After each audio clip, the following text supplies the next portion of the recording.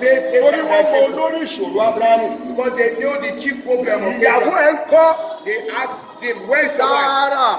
Sarah. Ẹjọ́ ta ló dárúkọ Sárà fún àwọn áńgẹ́lì? Please, who named Ó rọ̀ pé lọ́rùn òun ẹ̀ pẹ̀lú ìṣòro rẹ̀.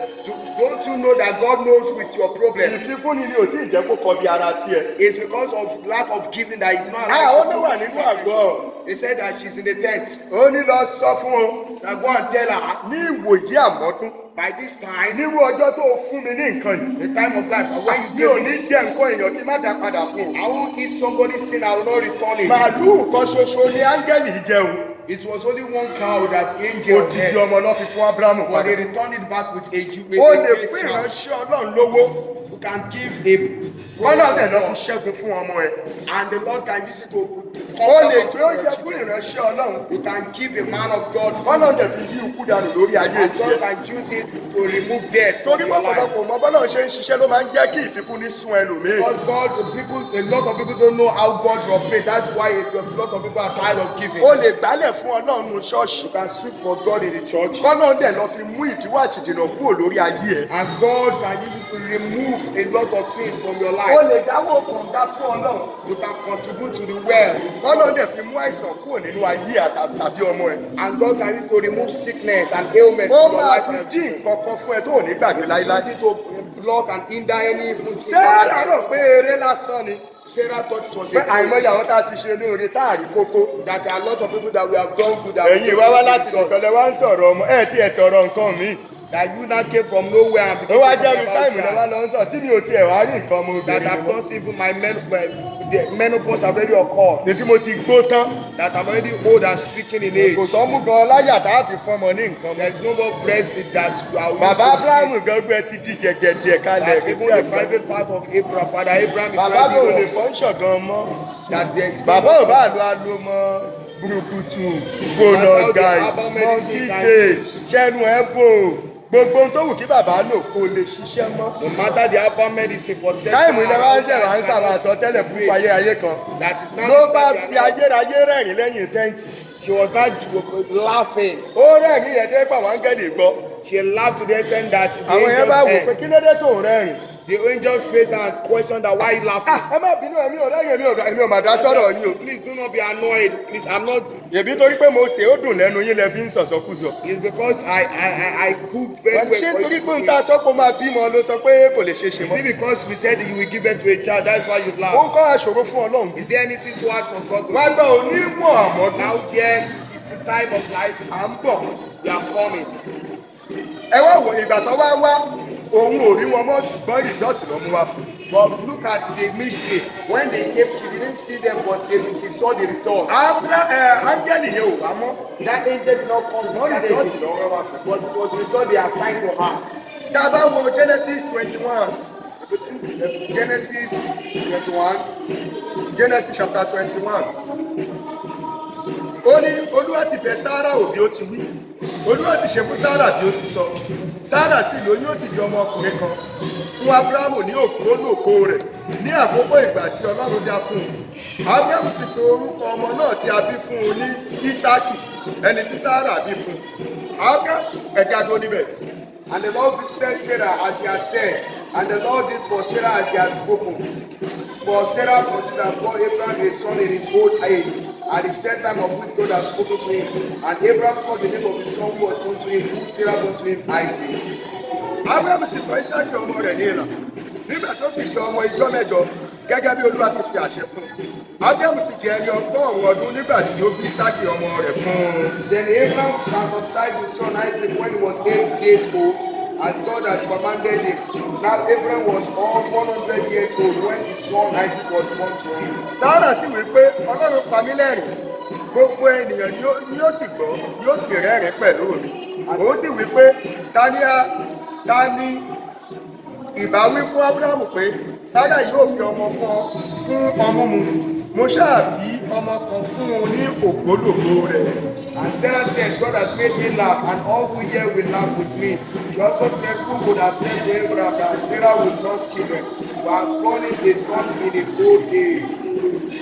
So the child grew and was old. Abrahamu ti pé 100 years. Abraham was already 100 years old. Sarah ti pé 90 years. And Sarah was 90 years old. Ṣùgbọ́n agbára ìfífúnni ohun tádùá ò lè mú wá agbára ìfífúnni gbé wá sínú ayé. But the power of giving, what prayer cannot do, the power of giving brought it to their lives. Ìgbà àti àkókò tí Ọlọ́run fẹ́ lélẹ́yìn. This is a time and moment God Bíbélì sọ loves. pé ní ìmòoru ọjọ́. The Bible tells us that in the heat of the day, Ní ìmòoru ọjọ́ ń gbà míì, ó lè túmọ̀ sí nígbà tí nǹkan le. sometimes the heat of the day can connote that when things are hard, Nígbà tí ìyàn wà. when there is Bí irú àwọn ìgbà tá à ń là kọjá ní orílẹ̀-èdè yìí. such as these times we are passing through. Lájú tẹ́tí kò gbọ́ mi dáadáa, táìmù yìí lọ́lọ́run máa ń kọlẹ̀kùn láti wá béèrè nǹkan lọ́wọ́ ẹ̀. This is a time that God knocks the door of your heart to ask things Táìmù from yìí you. lọ́lọ́run máa ń fẹ́ gbé àwọn ènìyàn dé. This is the time that God wants to raise people Ṣé o up. rántí opó Sárífátì? Do you remember the widow of Zarephath? Táìmù ìyàn lára wò ní ìsìn. It was really the time of the day that she was Pé ṣé mo ní in òkèlè oúnjẹ lọ́dọ̀ rẹ? that can I see a morsel of bread? Kí ló tẹ́lẹ̀ wò fi rán wòlíì yẹn síbòmí? Why can't God send the prophet to another place? Ọlọ́run gbà mí ó lè má béèrè nǹkan lọ́wọ́ ẹ ní ìgbà tí nǹkan pọ̀ lọ́wọ́ ẹ. Sometimes God might not ask something from you when you are Ṣùgbọ́n kó máa plenteous, béèrè ní ìgbà tí nǹkan ò sí tàbí tó kékeré lọ́wọ́ ẹ. but He will ask when things are familiated in your hand. Torí pé ó fẹ́ púrúfù ara rẹ̀ bí Ọlọ́run. God wants to prove Himself as God. Genesis chapter 19. Genesis 19, Agbára ìfifúnni the power of giving tó ju àdúrà lọ. that is far above prayer. Àwọn áńgẹ́lì méjì sì wá sí Sódómù àti ní àṣálẹ́. Lọ́ọ̀sì sì jókòó ní ẹnu ibodè Sódómù. Bí Lọ́ọ̀tì sì ṣe rí wọn, ó dìde láti pàdé wọn, ó sì dojú bolẹ̀. Now the two angels came to Sodom in the evening, and Lot was sitting in the gate of Sodom.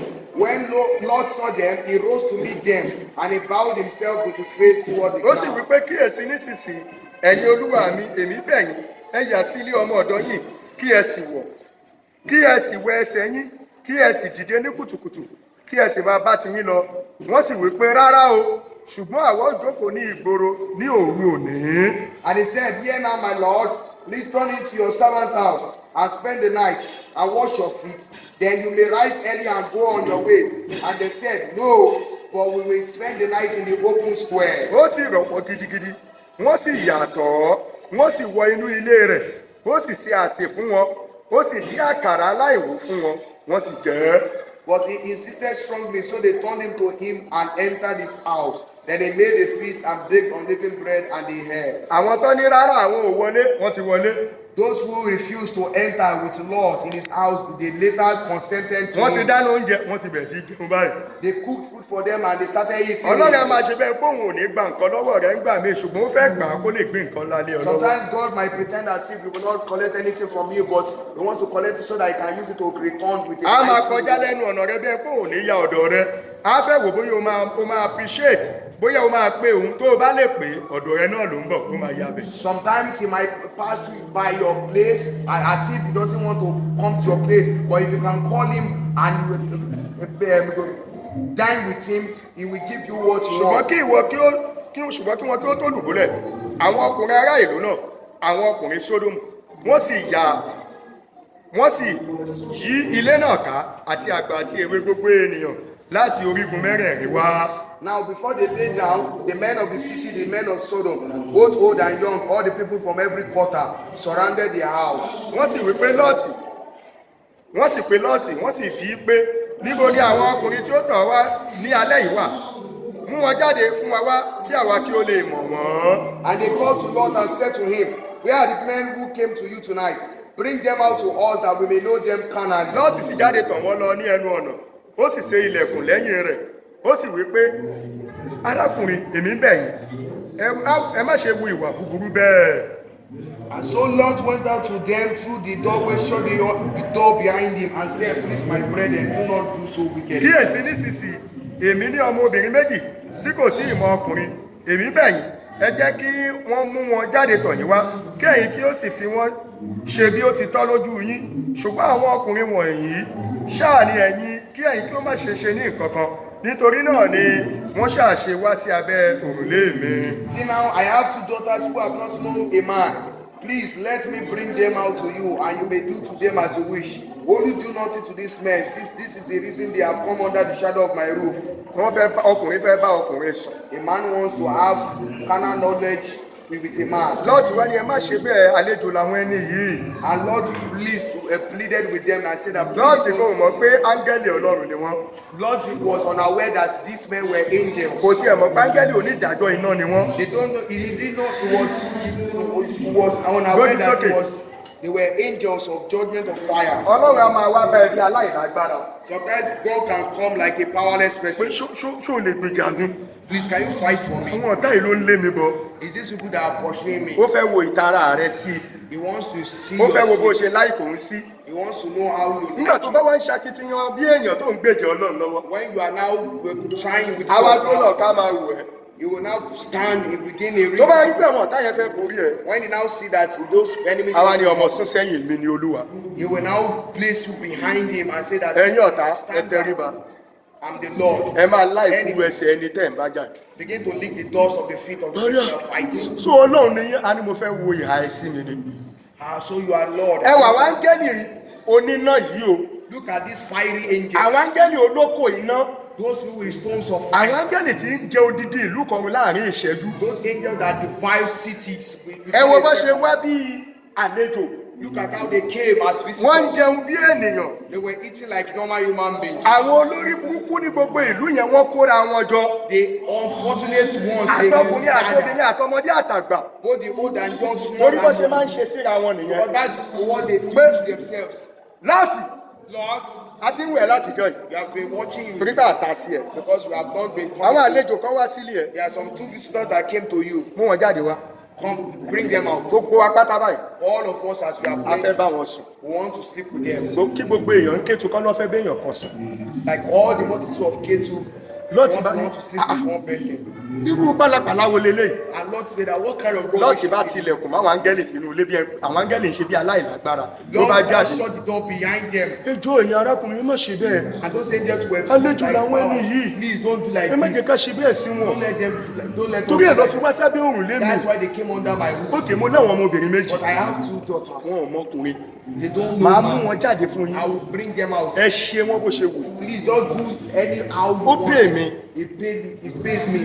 but àwọn ẹni yìí But these two people, ẹ má ṣe bẹ́ẹ̀ sí wọn. please don't do like ẹ that. já tẹ̀síwájú. Let us proceed. agbára ìfífúnni àwọn áńgẹ́lì yẹn ń wò wọn sọ̀rọ̀ o. It's the power of giving. The angels were watching. They bí ẹ did not pé say anything. bí ẹ pé wọn ò tó jà ara wọn gbè. As if they can't defend themselves. bí ẹ pé kì í ṣọlọ́run lórí wọn. As if it's not God that assigned them. verse 9 wọ́n sì wí pé bí sẹ́yìn wọ́n sì tún wí pé èyí wá ṣe àtìpó òun sì fẹ́ ṣe onídàájọ́ ìjẹ́ ìwọ ni a tilẹ̀ ṣe ní búburú jù wọ́n lọ wọ́n sì rọ́lu ọkùnrin náà àní Lọ́ọ̀tì wọ́n sì súnmọ́ ọ láti fọ́ ilẹ̀kùn. And they said, stand back. Then they said, this one came in to stay here, and he keeps acting as a judge.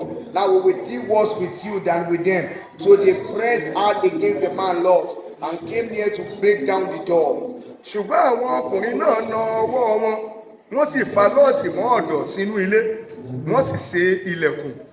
But the men reached out their hands and pulled Lot into the house with them and shut the door. wọ́n sì bu ìfọ́jú lu àwọn ọkùnrin tí ó wà ní wọ́n sì bu ìfọ́jú lu àwọn ọkùnrin tí ó wà ní ẹnu ọ̀nà ilé náà àti èwe àti àgbà bẹ́ẹ̀ ni wọ́n dá ara wọn lágara láti rí ẹnu ọ̀nà. And they struck the men who were at the doorway of their house with blindness, both small and great, so that they became weary trying to find the door. ìfífúnni ti bẹ̀rẹ̀ ìjà. The power of giving and started fighting. ìfífúnni ti bẹ̀rẹ̀ iṣẹ́. Giving and started work, operation. agbára tí Lọ́ọ̀tì ò ní láti fi borí ìlú agbára ìfífúnni ti ti àwọn áńgẹ́lì sójú iṣẹ́ láti máa ṣe. The power that Lord lacked to defend himself was what the power of giving started operating with. èèyàn ò lè játa kó jẹpo rẹ kó dórí òkè kó máa ṣépè fún ẹ.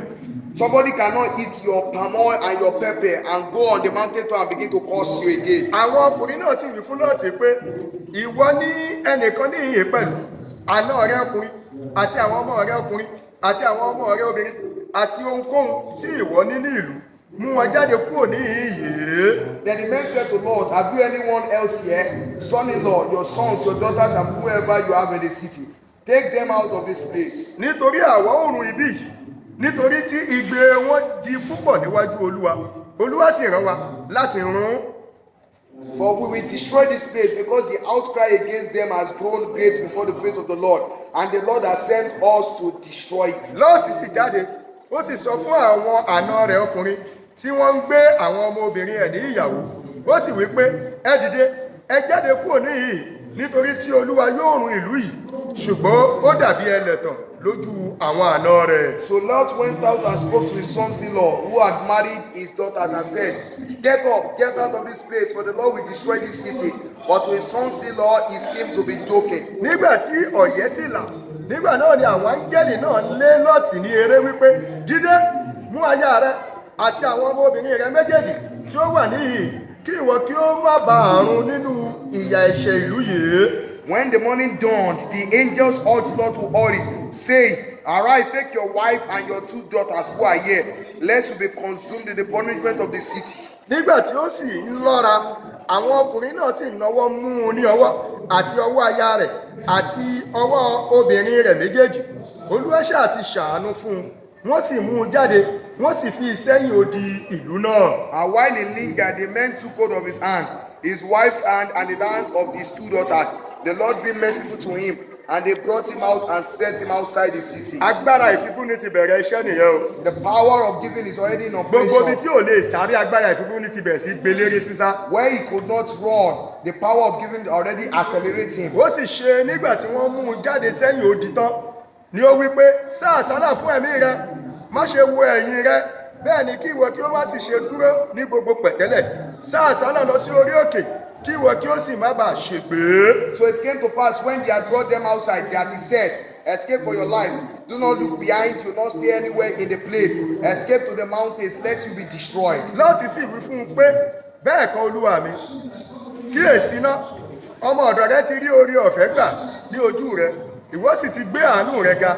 tí ìwọ sì ti fi hàn mí ní gbígbà ẹ̀mí mi là, ṣùgbọ́n èmi kì yóò lè sá lọ sí orí òkè kí ibi kí ó má bàa bá mi níbẹ̀, kí èmi kí ó má bàa kú. The Lord said to them, Please know my lords, indeed now your servant has found favor in your sight, and you have increased your mercy which you have shown me by saving my life. But I cannot escape to the mountains, lest some evil overtake me and I die. Kíyèsí náà ìlú yìí súnmọ́ tòsí láti sá sí, kékeré sì ni, jọ̀ọ́ jẹ́ kí a sálà sí ibẹ̀, kékeré a kọ́, ọkàn mi yóò sì yè. See now, this city is near enough to flee to, and it's a little one. Please let me escape there. Is it not a little one? And my soul shall live. Ó sì rí fún un pé wò ó, mo gbà fún ọ ní ti ohun kan yìí pẹ̀lú pé èmi kì yóò run ìlú yìí nítorí èyí tí ìwọ ti sọ. Yára sá àsálà síbẹ̀ nítorí èmi kì yóò lè ṣe ohun kan títí ìwọ ó fi dé ibẹ̀.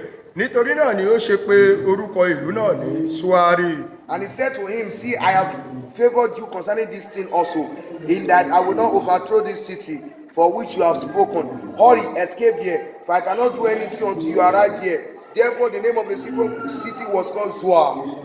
Agbára tó ju àdúrà lọ. The power that exceeds the power of prayer. Noah kò gbàdúrà. Noah didn't pray. Ó jókòó sí ẹnu ọ̀nà ibodè. He sat at the entrance of Kò his fẹ́ bá house. àwọn ìlú Sódómù àti Gòmárà ṣe torí ìlú rádaràda ni. He didn't want to associate with the inhabitants of Sodom and Gomorrah Níbi tí because ọkùnrin they were tí corrupt. fọ́kùnrin ṣe tí When homosexuals exist, ó ya ara rẹ̀ lesbians sọ́tọ̀. exist. He separated Ó himself. wá rí àwọn méjì kan tó ń kọjá lọ. He saw 2 passers by.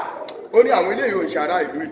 I say he noticed that they were not part of Ní the ìjẹ́fẹ́ city. kọ́ ṣe wọ́n ní ṣekúṣe. And he doesn't want them to do them. Ó sáré lọ bá wọn. He went quickly Ó to bẹ̀ wọ́n them. pé kọ́ yà sọ́dọ̀ òun. He pleaded with them to enter his room. Àwọn ẹni ìrọ̀rùn àyà sọ́dọ̀ ẹ̀. And those Ìwọ kọ́ la tiẹ̀ kọ́ la bá wà o. men formed with Ó bẹ̀ wọ́n. He pleaded with them. Ẹṣu ẹsẹ̀ yín kẹ́ ẹ̀ yà. Please wash your feet and Ilẹ̀ ti enter. ṣú.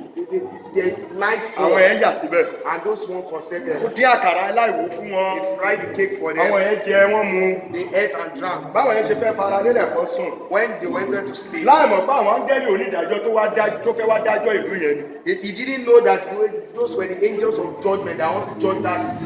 Lójijì He saw làwọn them. yẹn dé. Those ọkùnrin obìnrin ọmọdé àti àgbà. Man, woman, old and Bíbélì sọ young. pé ní orígun mẹ́rẹ̀ẹ̀rin ìlú yẹn. The Bible tells us the four corners of the city. Ẹ wo èrò bó ṣe tó. Look at how much diners those crowds were. Ìlú Sódómù àti Gòmárà. The city of Sodom and Gomorrah. Ó dàbí ìlú Èkó àti Ìbàdàn. It's like the city of Kí Lagos. gbogbo ìlú Èkó àti Ìbàdàn. Like the city of Lagos, or the city of Wọ́n bá Lagos. ẹnìkan sọ pé àwọn fẹ́ bá ẹnìkan sùn. They will now consent together and say they want to sleep with a person. Kò sí bẹ́ẹ̀ ni yẹn ṣe lè jẹ́ ọkọ́ gàn tó ń gbọ́ bá máa dórí ẹlẹ́ẹ̀kẹwàá èèyàn á ti kú dànù. No matter how organic the person is, in sexual intercourse, the person will die. Ló bá máa ń kọlẹ̀kùn Nóà. He started knocking the door. Sílẹ̀ fún wa. Now open the door. Àwọn kan wọ bí ìwà. There are some people that have entered this place. A fẹ́ bá wọn sùn. Want to sleep with them. Àkúrà ní ọ̀rọ̀ dáadáa rèé o. And don't say that this is rubbish. Ẹ má ṣe bẹ́ẹ̀ fáwọn èèyàn yìí o. Don't say this type of Àwọn thing. èèyàn tó dáa ni wọ́n. These people, they are Àlejò ni wọ́n. visitors. Ẹ má ṣe bẹ́ẹ̀ fún wọn. Don't do like this. Òkè mo lọ́mọ obìnrin méjì. I have two daughters. Ẹ bá yé àwọn èèyàn jẹ́ bó ṣe. Destroy their life. Ìwọ fẹ́ ṣe onídàájọ́ lórí wa. Do you want to be a judge over us? Láyé láyé àlégbà.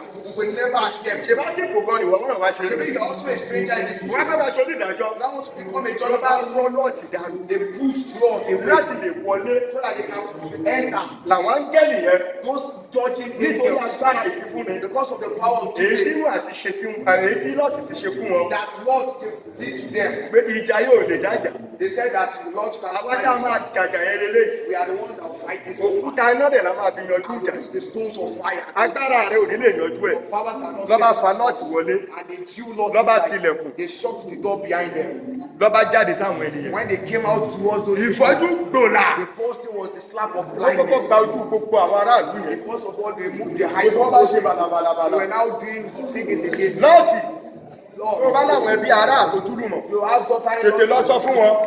Nígbà kúrò nílùú yìí. Tell them to leave this Olúwa ló city. rán wa o. It's the Lord that sent Àwọn them. èèyàn áńgẹ́lì ni wa. We are not human beings, we are angels. Kó o la gbọ́ àgbọ̀ kàn. We hear go, we don't hear Section tá a ti ń ṣiṣẹ́ section òkúta iná ni. The central and department of heaven will Àwa áńgẹ́lì apanirun là wa. We are slaying A angels. máa pa ìlú ìrun. We will destroy the city. Torí pé a ti rí ìwà wọn àti ìṣe wọn. Once we have seen their Ìgbé rádaràda wọ́n dẹ̀ ti déwájú Ọlọ́run. and their nonsense cries have come to before the Ó face yá ẹ lọ of mú God. tẹ bá fẹ́ mú. Go and take whatever you want to take. Lọ́ọ̀tì tún lọ bá àwọn àna rẹ̀. Lord even went to his Àwọn tó ń son-in-law. fẹ́ àwọn ọmọ rẹ̀. The host one that Kọ́bá ìlú wanted Olúwa to wí- kọ́bá ìlú Olúwa daughters. This is wí- what the Lord said. Àwọn And said, àìrá ni ìjà rẹ̀. those thought he was Bí mi joking. ṣe fáìn tó tóbi tó yìí. As fine and beautiful did someone have Ọlọ́run àwa sùn. God will not come. Sọ́nà wa já pa. It's God that Báwọn is kan ṣe máa ń sọ lónìí.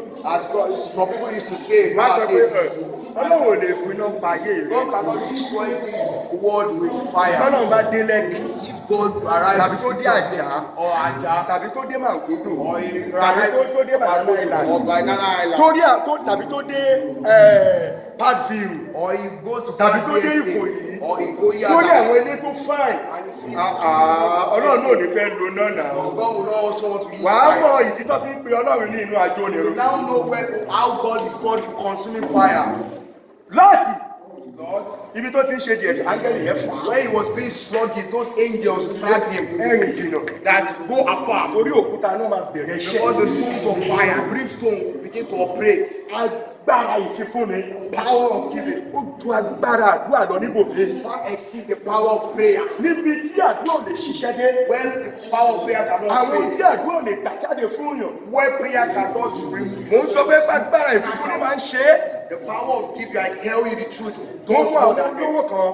I know some wealthy people. Wọn ò lẹ́mìí àdúrà lọ They títí. don't have the spirit of prayer like that. Ṣùgbọ́n ìfifúnni wọn But they are giving kò jẹ́ kó spirit. kún borí wọn láíláí. Don't allow the battles of their life to Kò come. jẹ́ kí ọ̀tá lè fọwọ́ kan nǹkan ìní wọn. Don't allow the enemies to touch their possession. Nítorí pé wọ́n mọ àṣírí agbára ìfifúnni. The mystery secret behind the power of giving. Ẹ jẹ́ ká wo nǹkan tí ìfifúnni bá jáde níbi ìka tó lọ Let us gbàdúrà. see the reward, the emanation of the power of giving. Kí ni Lọ́ọ̀tì rí gbà nínú ìfifúnni tó ṣe fún àwọn áńgẹ́lì? What profit did Lord receive from the Àkọ́kọ́, power of giving? Number ààbò. one, protection, Ààbò. refuge. Ọlọ́run fún un ní ààbò. God gave him protection and refuge. Ìkejì, Number two, ìgbèníjà. defense. Níbi tí ò ti lè jà. Where he could not vindicate himself. Lọ́ọ̀tì ò lè bá gbogbo àwọn ènìyàn yìí jà. Lord could not fight. Ẹgbọ́n tó sọ fún Lọ́ọ̀tì.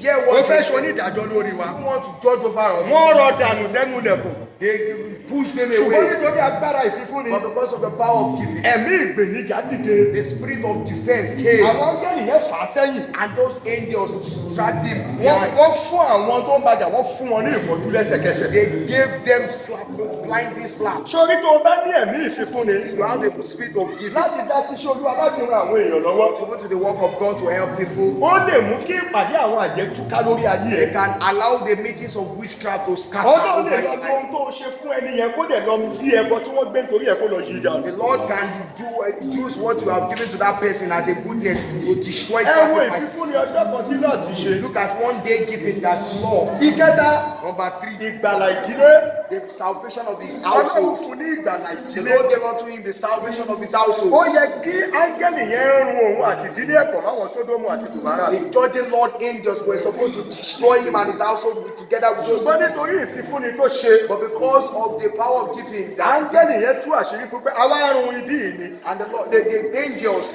exposed the city that they came to destroy the twin mo rántí cities. ọ̀pọ̀lọpọ̀ ọdún sẹ́yìn.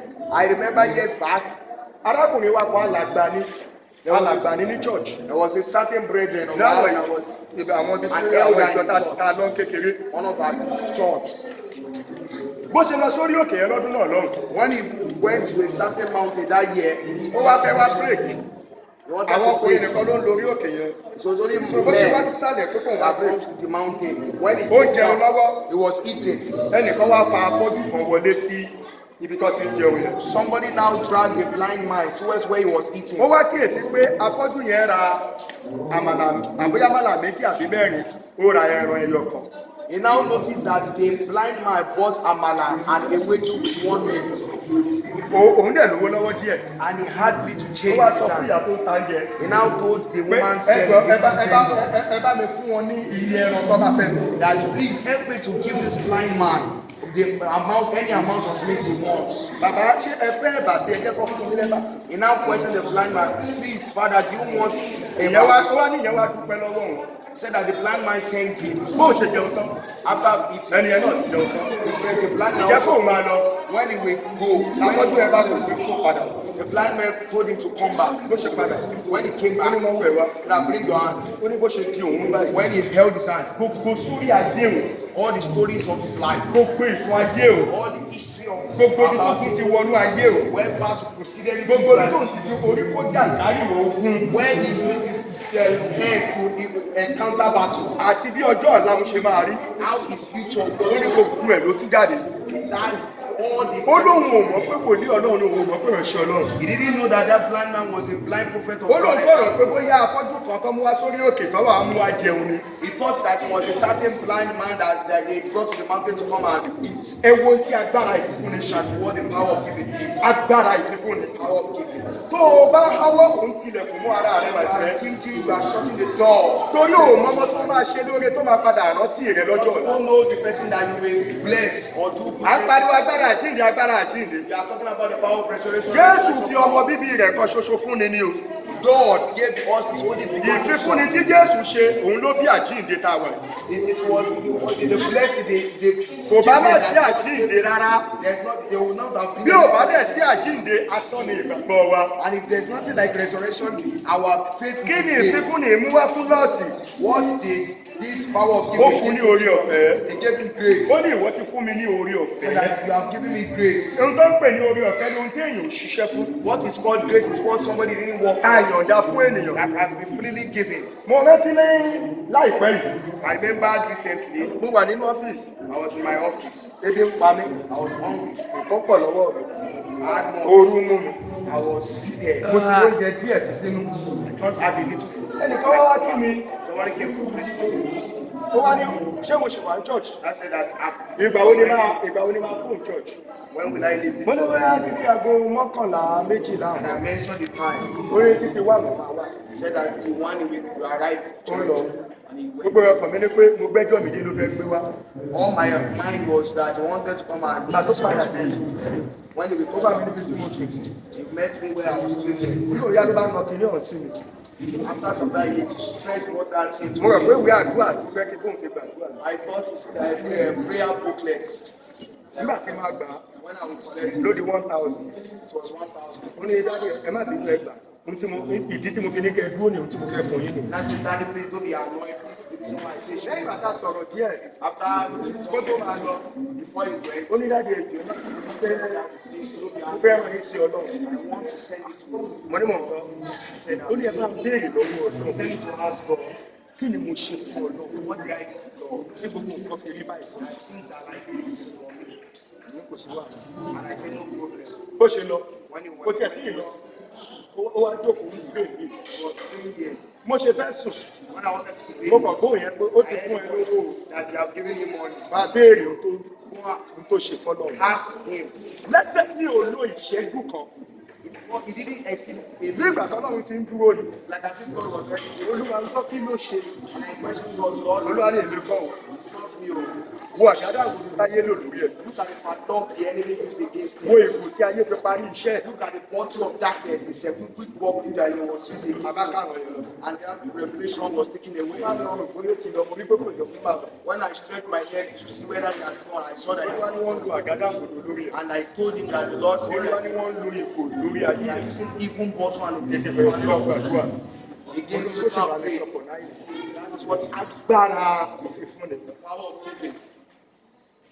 tó bá jẹ́ pé bóyá bọ́lá ń ṣe fi sí lọ́kàn pé lọ bí ò tiẹ̀ ju 1,000 lọ fún wọn lọ tí ò ṣe àgádágodo yẹn á sì máa ṣiṣẹ́ lọ tí. As being the fact that God placed in his mind to give me that 1,000 naira and he refused to do it. Baby. That padlock and bottle. bébí bá ń pa wòlíì ìran ò ní clear.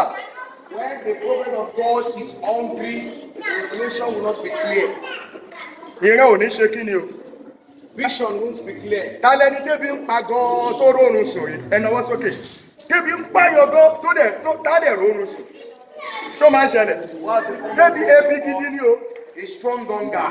oorun yẹn ò ní wá That sleep will not come. ọ̀bí kò sí ọ̀bí ẹ̀rẹ̀ o What has come to us? mi ò ṣe bí fẹ́lẹ́fẹ́ sí gidi I'm talking about great hunger. wà á máa wò báyìí ni rọrin. From one place to the other. mo ti ẹ ṣàṣe ẹ fún mi lómìnira Please give me water. anything Anything.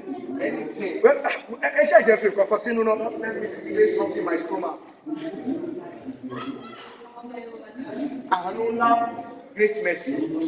nítorí ìfìfúnni tó ṣe Because of the giving. ó ní ìwọ ti fi àánú ńlá hàn fún mi. He said that you have shown me great mercy. olúwa ṣàánú fún mi Lord, have mercy on me. olúwa fún mi ní àánú rẹ Lord, give me your mercy. olúwa jẹ́ rá láàánú Let me see mercy. wo tó o bá ti gbàdúrà yẹn tó ò ní result If you have prayed that prayer, you have not seen results. àdúrà yẹn ti lọ máa ṣàánú Go and close that prayer point àwọn and sọ fún ẹ àdúrà yẹn ti lọ máa ṣàánú. go and be showing mercy to people. bó ṣe ṣe kádùn yẹn ti gbà ṣùgbọ́n tó jẹ́ pé ó kù ìrúbọ tó máa fi tì lẹ́yìn. It might be that your prayer is already answered, but remain the sacrifice. èmi náà ti wà nírú àwọn ipò yẹn rí ẹ̀yin ọmọ I ọlọ́run was also in this category of people. kò síbi tá a gbàdúrà dé There is nowhere we do not pray. kò síwé àdúrà tá a gbà There is no prayer we ìgbà pray. yẹn àgbàgbọ́ nínú ìfifúnni. That time we didn't believe the power of àdúrà prayer. bá a ṣe ń gbàdúrà tó lógún lé sí As we bá are a ṣe ń praying. gbàdúrà tó là ń tọrọ jẹ bá a ṣe ń gbàdúrà tó ní ṣòkòtò wá ń kálelúyà bá a ṣe ń gbàdúrà tó ní ṣòkòtò ń jẹ ní bàtà ń jẹ kúńbà Our shoes were getting bá a ṣe more. ń gbàdúrà tó là ń wẹ ẹni tí ó máa fún wa lówó jẹ As we are praying, the more we are begging for. ṣùgbọ́n nígbà tá a gẹ̀ẹ́tì agbára ìfifúnni But when we got the key of power of giving, àwa wò pé àwọn nǹkan tàdúrà ò lè ṣe gbà mí ìfifúnni a máa ṣe we now discover the secret that what prayer cannot do. láti bàtà tí wọ́n ń bá ìfifúnni àti agbára àdúrà rìnrìn àjò Well, since the day we now sojourn with the power of ìkọ́wá prayer, bẹ̀rẹ̀ sí yé padà bí àmì bí iná. things were changing for the better. wá gbọ́ mi kì í ṣe gbogbo ẹni tó máa ṣoore fún ló máa mọ̀ ọ́ fún ẹ o. It's not everybody that will do good for that. o lè ṣoore fẹ́lòmíì kó fi ibi san fún ẹ. You will do good for somebody else and the person will wá pay gbọ́ mi you. dáadáa ibi yẹn kì í ṣe tọ̀dọ̀ tiẹ̀ o. That now hear me very well. That if it's not for you, ìwọ lè máa rí bí ibi o. it can be seen as evil. ó ní èrè tọ́lọ́run máa fi ṣe fún ẹ. There is certain good that God wants to use it o lè for. ṣoore fún ìyànkan fojú oore rẹ gúngi. You can do and then you can help somebody and ojú that olóore person kì í can. fọ́ o. The eyes of a helper does not break. láyéláyé kì í fọ́. Does not break. ìwọ máa tẹ̀síwájú nínú ẹ̀. To proceed èrè in wà it, nínú ẹ̀. there is reward. olúwa ní kí n fi bá ọ sọ̀rọ̀ láàárọ̀ inú yẹn. The sermon today, irú ìgbà tí àkókò yìí during this time, má fojú líle bá àyàn ṣọ̀rẹ́. Don't strong your Má face. kanra mọ́yàn nítorí ohun tó fẹ́ fún. Stand face it. Má Don't be ṣépè fún irritated. yàn torí ohun tó fẹ́ Don't fún. call somebody because Ẹlòmíì àfẹ́ fún yàn lówó yóò ti ṣépè fún kó tó fi ilẹ̀. Some people, if you want to give somebody something, they would have caused the Ẹlòmíì kò bá money. ti bu ọbẹ̀ àtorí ẹja fún yàn tán. Some people, if they have placed soup inside the Èpè á wá bẹ̀rẹ̀ lẹ́yìn ilẹ̀kùn. they will now be causes behind the doors. That a wretched Tó lò bá person. fún sí gbẹgbẹgbẹ náà máa sọ ìlẹ́nu nulẹ̀. Ẹja tí mo ti rò pé bóyá tí mo ní màá fi jẹun lálẹ́. The fish I thought that I would. Ó kú sàn kó o má fún un. It is better you don't give that person. Kábọ̀ kó o fún un. I don't give it. Kí èpè ẹnu ẹ̀ dẹ̀ máa gbé nú ẹ̀. And because of your mouth believing in you. Àsìkò yìí. This time, Oore fún àwọn tó bá lè ṣoore fún. do good to those who can do. Fún àwọn tó bá lè ràn lọ́wọ́. Help those who know you can help. Má jẹ́ ara rẹ àtàwọn ọmọ rẹ àtìyàwó rẹ nìkan ló máa ràn lọ́wọ́. Don't help only your family members. Torí ẹni tó ń ràn lọ́wọ́ lónìí. Just do the person that helps you. Ó lè padà lọ bá láàfin lọ́la o. You can later meet that person in the Torí palace. ẹni yẹn ò ní kú sípò ìrànlọ́wọ́ tó wà yẹn. Because that person will not die in the place of help. Ẹni tó fi mọ́tò gbélé ní. The person that you help with Ó your lè car. jó òun ló máa fi private jet gbé wọ lọ́la. It might be that same person that will help you with private. Tá a gbọ́ pé mo gbọ́ pé ẹ ní problem pẹ̀lú físà yìí. So that I heard that you have problem with your Wọ́n visa. deny yín ní físà yìí. I heard that you were denied of your visa. Èmi dẹ̀ lọ London lọ́la. And I'm going to London tomorrow. I have my own private jet. And I have my own private jet. Mo ní ọkọ̀ òfurufú àdáni mi. Tẹ bá lè jẹ́ àjọ máa lọ. If you can, Ìyẹn ò ná yín físà kò ná yín lẹ́nìtì. it doesn't Bàbá because wò of pé the visa or money.